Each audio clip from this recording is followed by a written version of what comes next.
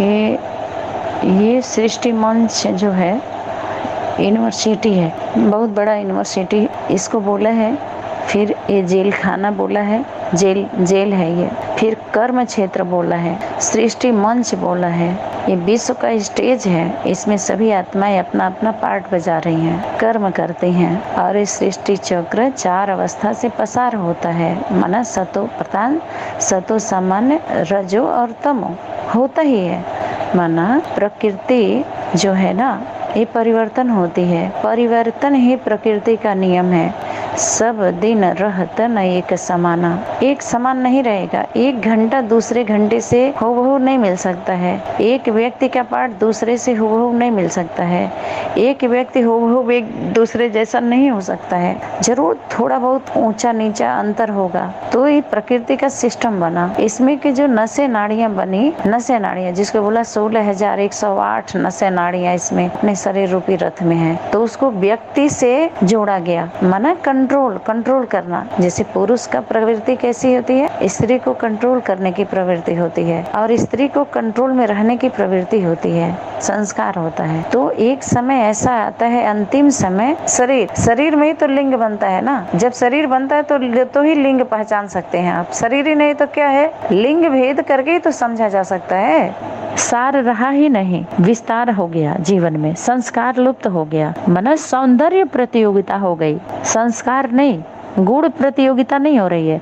आप सुंदर हैं तो आपको अवार्ड मिल रहा है, सौंदर्य है तो, लेकिन गुण प्रतियोगिता नहीं हो रही है। यहाँ पे देख रहे हैं संस्कारों का नहीं, जो जिसके उसमें है। बड़े लोगों से आपका संबंध संपर्क हो गया तो आपको मिल जाएगा अवार्ड। बड़े बड़े लोगों में उठना बैठना है, जाइए अपना माला पहनिए और अपना फोटो निकलवाइए और अपना दिखाइए चारों तरफ, प्रचार प्रसार में अपना नाम मान मर्तबा बटोरने में लगे सारे लोग, सहेजने में। लेकिन बीज बातों से फिर भी सभी लोग दूर हैं। जमीनी हकीकत तो कुछ और है, फाइलों में कुछ और है, जीवन में कुछ और है। खुद ही आपके सामने है, देख लीजिए। तो शब्द जो होता है वो स्वरूप कब लेता है, ये ध्यान देना है। जैसे हम लोग जब क ख ग घ पढ़ाई पढ़ते हैं तो क ख ग घ में जब हम लोग पढ़ने जाते थे कैसे कैसे पढ़ा जाता था, कैसे कैसे समझा जाता था उसको, और हर शब्द के पीछे फिर अर्थ होता था। और निगेटिव के बाद पॉजिटिव, पॉजिटिव के बाद निगेटिव, तो अच्छा के बाद क्या, बुरा, हानि के बाद लाभ, खट्टा का उल्टा मीठा। माना निगेटिव पॉजिटिव निकालते थे, होता माना साथ साथ चलता है, अच्छा बुरा। लेकिन जब उसमें ईमानदारी नहीं रहती है ना, यहाँ पर पाप शुरू होता है जब हम ईमान बेच देते हैं, बिक जाता है। माना सत्य विश्वास, जो आप है नहीं और पैसा लेकर के आप कह रहे हैं हम हैं, या वो है नहीं लेकिन पैसा लेकर के आपसे बुलवाया जा रहा है, आप कह दो कि वो है, उसको आप वो करो। तो जब खरीदने बेचने लगते हैं लोग तो उस सत्य फिर क्या होता है, धीरे धीरे छुपते क्या इतना अति हो जाता है कि फिर परिवर्तन होता है, विनाश हो जाता है। तो कुछ भी नहीं रह जाता है वहाँ पे। कि साइलेंस की शक्ति सबसे बड़ी शक्ति है, उसके तरफ किसी का ध्यान नहीं जा रहा है। तो जो मुरली अव्यक्त वाणी का जो कुछ भी हम आधार लेके जा रहे हैं, तो एक बांध करके सिस्टम सिखाने के लिए होता है। उसको हम फैसला नहीं ले सकते, न दे सकते हैं किसी को उस रूप में। लेकिन आप बंधन बांधे हो तो ये पॉइंट ये है, सबको पहले छोड़ो और ईमानदारी पे आओ, बीज बात पर आओ। उस पर फैसला नहीं होना है। फैसला अंत में किस पर होगा पता है, सत्य पर होगा, सत्य का फैसला होगा। कितना हो आप अच्छी तरीके से सटीक ज्ञान सुना दीजिए, सटीक बातें दे दीजिए, सटीक व्यवस्था दे दीजिए, लेकिन उस पर नहीं हार जीत का फैसला होना है। जब उस प्लेटफार्म पर सब लोग जाएंगे तो वहाँ पर न हानि है, न लाभ है, न अच्छा है, न बुरा है, न खट्टा है, न मीठा है, न ऊंच है, न नीच है, न थैंक यू है, न सॉरी है, न पाप है, न पुण्य है।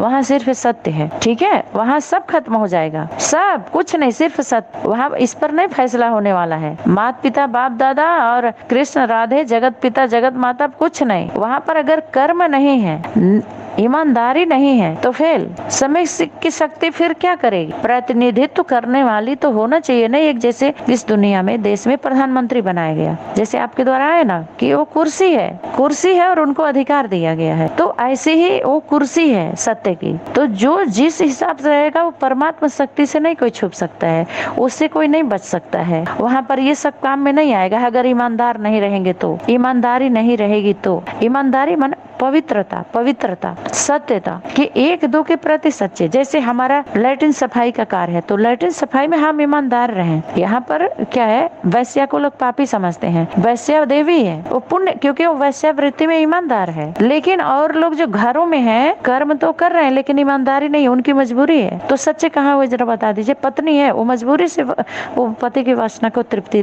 कर रही है और वो मजबूर है उसके साथ रहने के लिए, तो ये ईमानदारी नहीं हुई ना।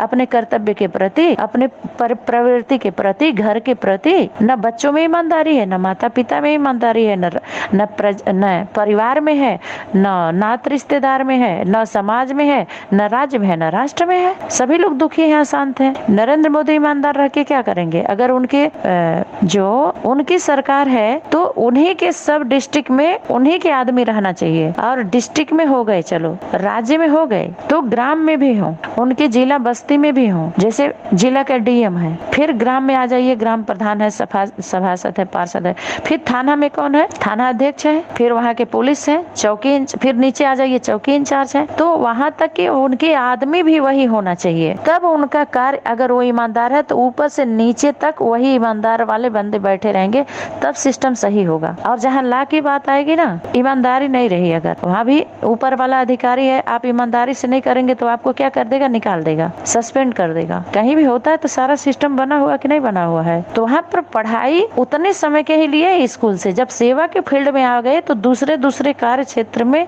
दूसरे कार्य क्षेत्र से चलना होता है। सिस्टम को देखिए ना, खुद देखिए क्या चल रहा है, कैसे चल रहा है। जब कार्य क्षेत्र में आएंगे, सभी लोग आते हैं पढ़ाई पढ़ करके, जब नौकरी दी जाती है उनको, तो वहाँ के राज्य जो होता है, समाज परिवार जो जिला बस्ती का, तो उस जिले में वैसे लोगों को ही भेजा जाता है। डीआईजी को, डीएम को, जो पावरफुल होते हैं, दरोगा होता है, इंचार्ज होता है, पुलिस होता है, कोई कमजोर होते हैं तो उसको उस तरह का सेवा दिया जाएगा, तो उसको भी देना पड़ेगा ना। थोड़ा कम वाला दे दीजिए, रहम तो करना पड़ेगा ना। तो यहाँ पर सेवा को बांट दी जाती है। इसीलिए जो 8 बताया, 8, 9, 10 गिनती करो बस। इसके बाद आपको सहयोग लेना है। ईमान घट जाता है, सबसे बड़ी शक्ति ईमान की शक्ति, वही बोलते हैं पवित्रता, उसी को बोलते हैं पवित्रता, अर्थात सत्यता और स्वच्छता। वहीं से घटता है और वहीं से बढ़ता है, वहीं से स्थापना है, वहीं से विनाश है, और वहीं से पालना है। सीधा सीधा समझ लीजिए। तो हम लोगों का यही है कि सौभाग्य यही है कि हम लोग स्थापना के निमित्त बने और विनाश के निमित्त ये लोग बनेंगे। हम लोगों के दैवी गुणों का, ज्ञान गुण शक्तियां, फिर उसी अनुसार जो ओरिजिनल होता है, फिर वो खींच लेता है, जैसे चुंबक होता है तो खींच लेता है, उसको इतना बोलने की जरूरत नहीं है। अब यहाँ पर जैसे पढ़े लिखे लोग अनपढ़ के आगे भरी ढोएंगे, तो बाप वो कार्य करते हैं जो दुनिया नहीं कर पाती है। दुनिया के लिए वो संभव है, अब बाप के लिए संभव है, तुम बच्चों के लिए संभव है, क्योंकि यहाँ पढ़ाई लिखाई की बात नहीं है, पढ़े लिखे की बात नहीं है, देखा देखी की है बात। और दूल्हा दुल्हन मिल गए या फीकी पड़ी बारात, दो आत्माओं का जब मिलन हो जाता है, अब तुम्हारा काम क्या है? खाओ पियो और जाओ, अब तुम भी अपने अपने घर जाए, सब लोग माना कार्य क्षेत्र में आ जाए। मिलन दो का था, हो गया, दो मिले, उसके बाद बच्चे मिल जाते हैं आपस में, भाई बहन। बाकी तो दुनिया का उनका परिवार है, हमारा परिवार थोड़ा ही है। तो इसी तरह से इस